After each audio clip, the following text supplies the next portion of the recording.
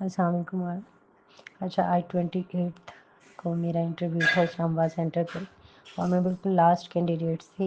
Candidate में से थी और बिल्कुल जो 15 कैंडिडेट्स का होना था, लेकिन 14 कैंडिडेट्स का हुआ है, तो एक नहीं आई थी।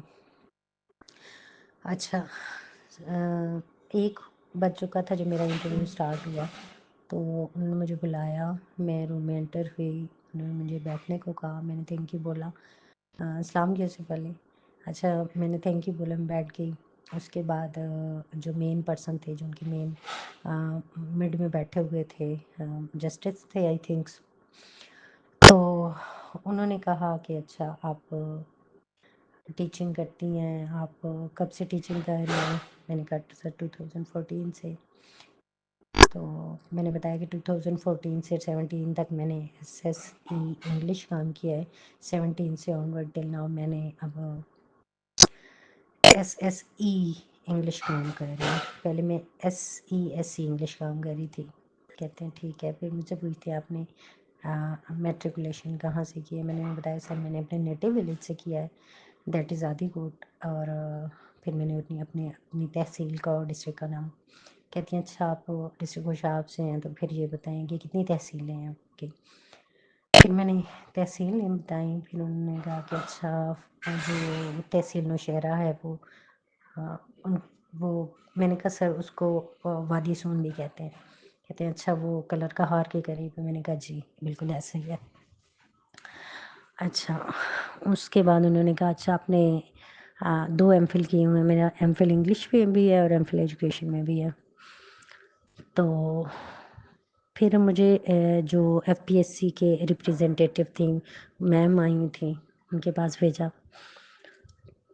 मीन्स कि उनकी तरफ कहा कि मैम पूछें, तो उन्होंने कहा कि अच्छा, आप उन्होंने मुझसे ना स्टार्ट ही इंग्लिश में किया और मेरा मोस्टली जो इंटरव्यू है ना, उसका मीडियम इंग्लिश रहा है।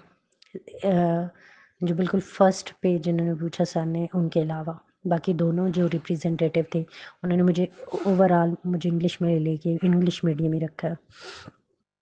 अच्छा, उन्होंने मुझे सबसे पहले मेरे थीसिस के बारे में पूछा, तो मैंने उसके बारे में बताया, उसकी मेथडोलॉजी के बारे में बताया।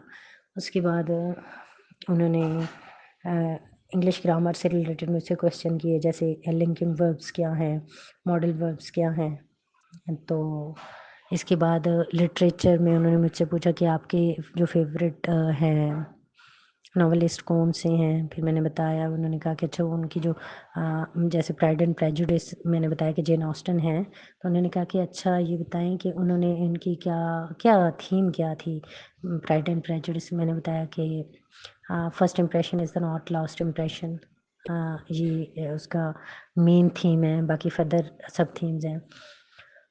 उसके बाद उन्होंने पोएटिक जस्टिस के बारे में क्वेश्चन किया। अच्छा, उसका मैंने आंसर किया, पहले थोड़ी देर सोचा फिर आंसर किया। इस तरह मतलब इंग्लिश से रिलेटेड उन्होंने मुझसे क्वेश्चन किया और मीडियम में इंग्लिश रखा।